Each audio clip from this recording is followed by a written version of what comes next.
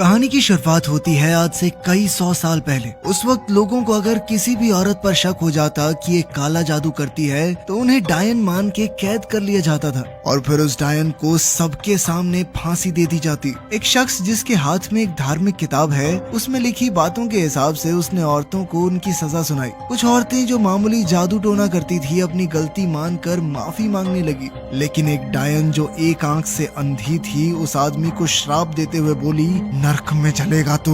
लेकिन उस आदमी पर उस डायन की इस बात का कोई असर नहीं हुआ और उसने तुरंत तीनों को फांसी देने का आदेश दिया। तीनों डायनों को पुल के ऊपर से फांसी देने के बाद पानी में डुबा दिया गया और जैसे ही काम पूरा करके सैनिक वहाँ से निकलने लगे तो उस पादरी ने कहा कि किताब के हिसाब से डायनों की लाशों को दोबारा ऊपर लाना होगा और फिर उनका अंतिम संस्कार करना जरूरी है ताकि वो कभी वापस ना आ पाए। लेकिन एक सिपाही ये कहकर हंस दिया कि उसे पक्का यकीन है कि तीनों डायने मर चुकी हैं और उसके बाद कोई वापस नहीं आता। लेकिन उस पादरी को बहुत चिंता हो रही थी। ये काम पूरा करने के लिए वो आधी रात को पुल पे आकर एक एक करके डायनों को ऊपर खींचकर मंत्रों का उच्चारण करने लगा। उसने बिना डरे ये सारा काम किया, जबकि इस दौरान एक डायन का शरीर तो भयानक तरीके से हिल रहा था, लेकिन एक आखिरी डायन को ऊपर खींचने में बहुत ही ज्यादा ताकत लग रही थी। पादरी उसे ऊपर नहीं खींच पाया, उल्टा वो खुद पानी में गिर गया। इससे पहले कि यह शैतानी ताकत उसे मार दे, उसने किसी भी तरह बच के भागने की कोशिश की और पुल के ऊपर पहुंचकर किताब में उन मंत्रों को ढूंढने लगा जिनसे उस शैतानी ताकत से बचा जा सके।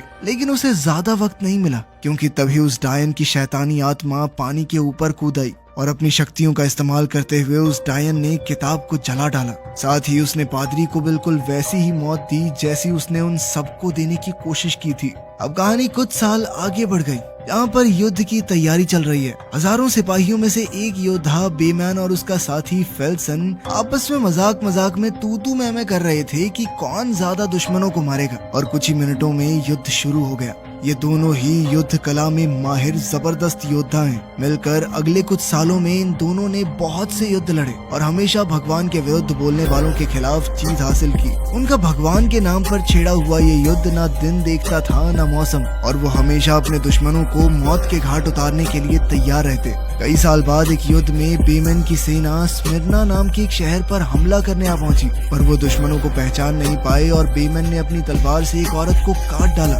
जल्द ही उन्हें एहसास हुआ कि उनकी सेना ने एक निहत्थे शहर में कत्लेआम मचा दिया है। अगली सुबह चर्च से भेजे गए लीडर से बेमैन ने बच्चों और महिलाओं के खिलाफ किए गए इस पाप का जवाब मांगा, जिस पर उस आदमी ने कहा कि वो वही करता है जो ईश्वर का आदेश हो। इस पर बेमैन ने सवाल उठाया कि क्या सच में इस सब के पीछे ईश्वर है? बच्चों और औरतों को उनके हाथों से ईश्वर मरवाएंगे? थोड़ी बहस के बाद बेमैन चुपचाप अपने दोस्त के साथ वहाँ से चला गया, क्योंकि वो ये जानते थे कि वैसे भी चर्च के भेजे हुए आदमी को वो हाथ नहीं लगा सकता। उसने कह दिया कि अब वो उनके लिए काम नहीं करेगा।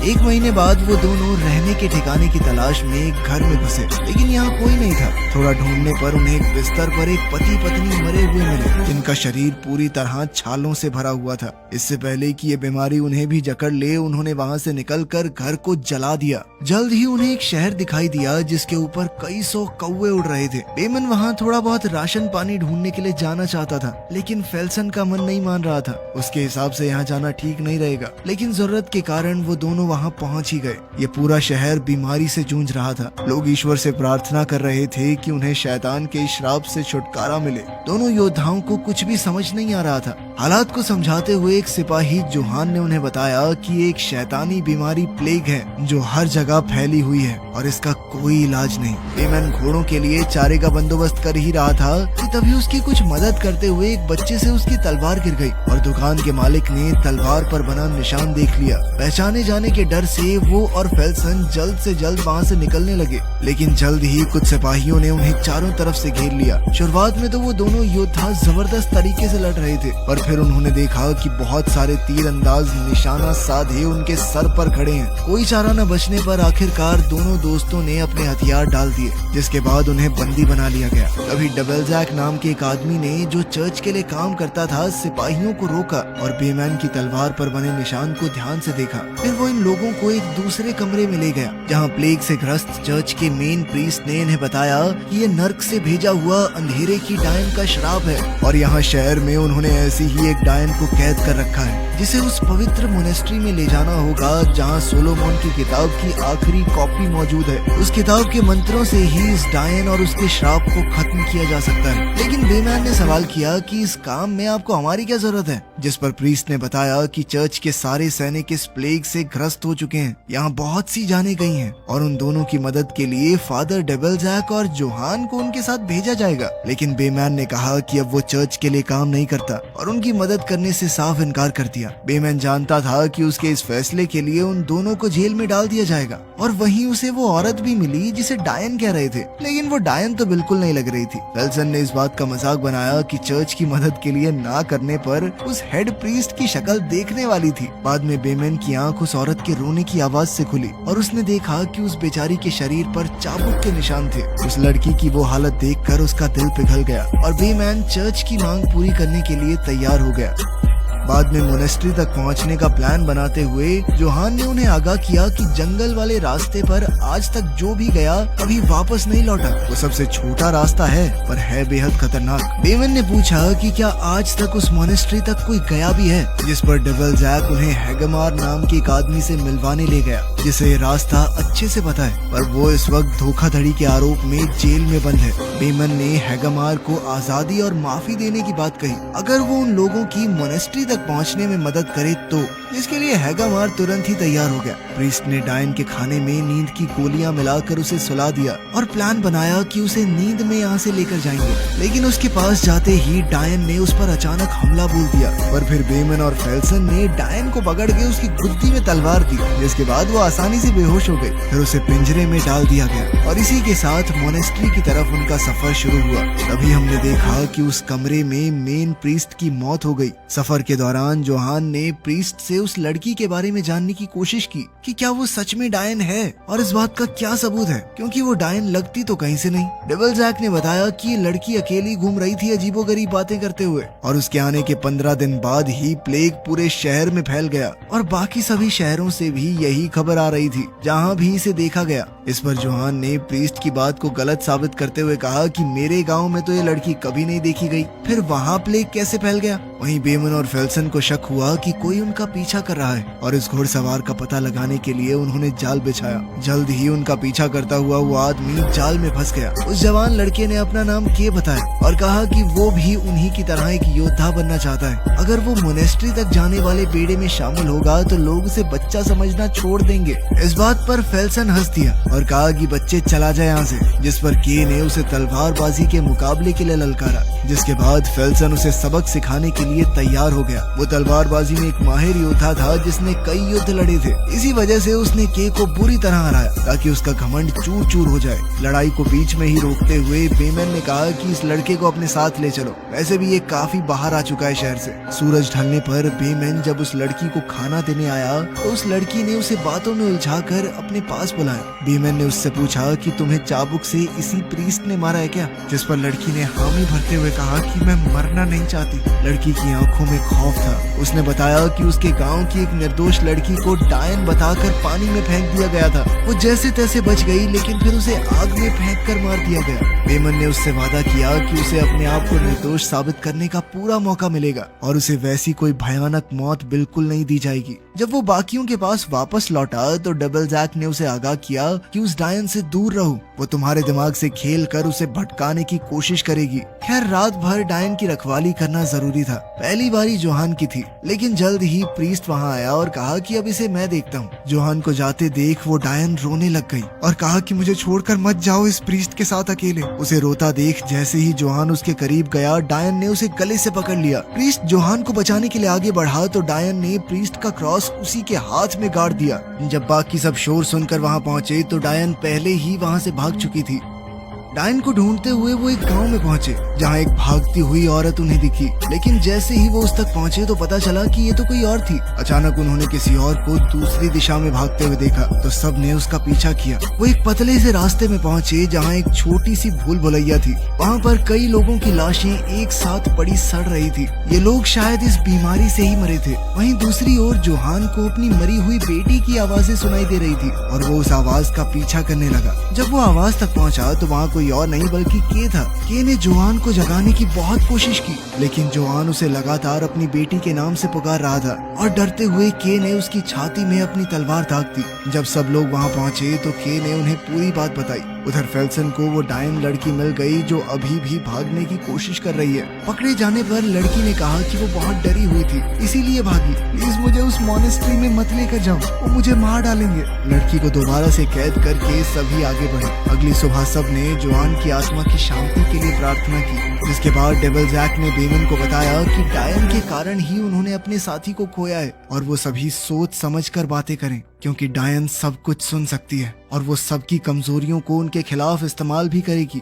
बेमन ने प्रीस्ट की बात पर ज्यादा ध्यान नहीं दिया। ये देखकर वो डायन प्रीस्ट की तरफ भागी और सफर आगे बढ़ने लगा। अगले दिन वो लोग एक पुराने पुल पर पहुंचे जो काफी खस्ता हालत में था और उसे पार करते हुए वो पूरा भी टूट सकता है। बेमन ने हिम्मत दिखाते हुए उस पुल को पार किया और पहले सभी योद्धाओं को घोड़े के साथ पुल को पार करने को कहा। फिर आखिर में वो डायन वाली गाड़ी को पार करवाएंगे। डायन की गाड़ी को पुल पार करवाते हुए के खाई में गिरने ही वाला था कि तभी डायन ने उसकी कलाई को पकड़कर बड़ी ही आसानी से उसे ऊपर खींच लिया। लेकिन इतनी ताकत किसी आम लड़की में तो नहीं हो सकती। गाड़ी पार होते ही पुल टूटकर नीचे गिर गया। कोई और रास्ता नजर न आने पर अब वो जंगल में ही पहुंच गए। धुंध बहुत ज्यादा थी जिस वजह से उन्हें कुछ भी दिखाई नहीं दे रहा था, तो बेमन ने कहा कि धुंध साफ होने तक वो यहीं रुकेंगे। हैगामार अपने हथियार से डायन को मारने के लिए पूरी तरह तैयार था, क्योंकि उसे डर था कि अगर ये जिंदा रही तो कोई नहीं बच पाएगा। लेकिन बेमन और फेल्सन ने उसे रोक दिया। तभी डायन ने भेड़िए की आवाज में चिल्लाना शुरू कर दिया, जिससे भेड़ियों का एक झुंड उनकी तरफ आने लगा। झुंड जैसे ही पास आता गया, बेमन ने सबको लड़ने के आदेश दिए और उन्होंने मिलकर सभी भेड़ियों को मार गिराया। दूर से भेड़ियों की आवाजें अभी भी आ रही थी, इसीलिए उन्होंने वहाँ से निकलना ही बेहतर समझा। लेकिन जाते हुए अचानक हैगामार ने हमला करके उसे घोड़े से नीचे गिरा लिया और फिर वहशी भेड़ियों ने उसे घेर कर बेरहमी से नोच खाया। ये भेड़िए नॉर्मल तो बिल्कुल नहीं लग रहे थे।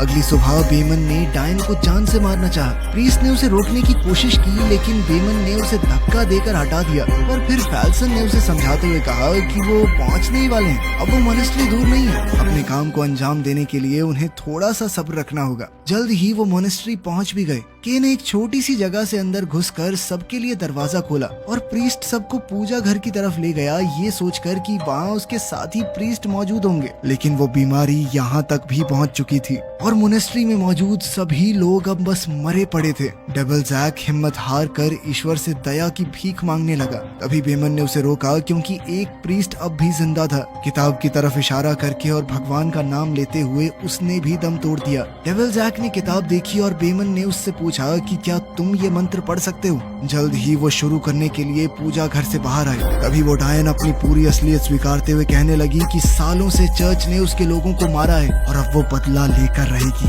प्रीस्ट ने जैसे ही मंत्र पढ़ने शुरू किए, डायन ने उसके हाथ में हुए घाव जो डायन ने ही उसे दिया था उसे और दर्दनाक बना दिया। बेमन उसे रोक पाता इससे पहले ही डायन उसके बारे में ऐसी बातें बताने लगी जो उसे पता होने का सवाल ही पैदा नहीं होता। ये जानकर कि वो लड़की डायन नहीं बल्कि पूरी तरह शैतान का रूप है, डेविल जैक ने दोबारा से मंत्र पढ़ने शुरू किए, जिसके बाद उस लड़की ने बहुत भयंकर रूप ले लिया। पिंजरे में आग लगाकर उसने सलाखें तक पिघला दी, जिसके बाद शैतान आजाद हुआ और प्रीस्ट की तरफ बढ़ने लगा।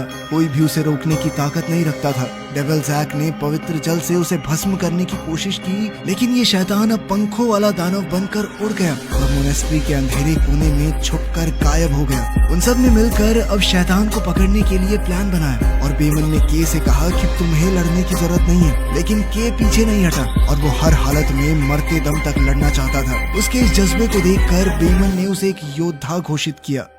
अब चारों उस ओर शैतान की खोज में निकले और इस वक्त वो सोच रहे थे कि शैतान पूरे सफर में कभी भी भाग सकता था, लेकिन उसने मॉनेस्ट्री पहुंचने का इंतजार क्यों किया। अब उनकी जान खतरे में है, क्योंकि जिसने भी शैतान को मारने की कोशिश की, शैतान ने उसे मौत के घाट उतार दिया था। बेमन ने रास्ते में प्लेग से हुई प्रीस्ट्स की हालत को देखा। पूरे रास्ते में बस लाशें ही लाशें थी। मॉनेस्ट्री के बाहर काले बादलों से निकले उड़ने वाले जीव फैल गए और उनमें से एक मरे हुए प्रीस्ट की लाश में घुस गया। तभी डेविल जैक ने देखा कि सभी प्रीस्ट उस जाल जादुई मंत्रों वाली किताब की कॉपीज बना रहे थे ताकि किताब के शब्दों को ज्यादा से ज्यादा फैलाया जा सके और सभी शैतान से लड़ सके। बेमन को समझ आ गया कि शैतान को सुलेमान की किताब चाहिए थी, तभी वो डायन बनने का नाटक कर रहा था ताकि उसे हर उस इंसान के पास खुद ही ले जाया जाए जिसके पास वो किताब मौजूद थी। तभी शैतानी आवाज लाइब्रेरी में गूंज उठी। सब उस तरफ गए और पाया कि अब वो लड़की पूरी तरह भयानक शैतान में बदल चुकी थी और वो शैतान उन सब का शुक्रिया करता है उसे यहाँ तक लाने के लिए।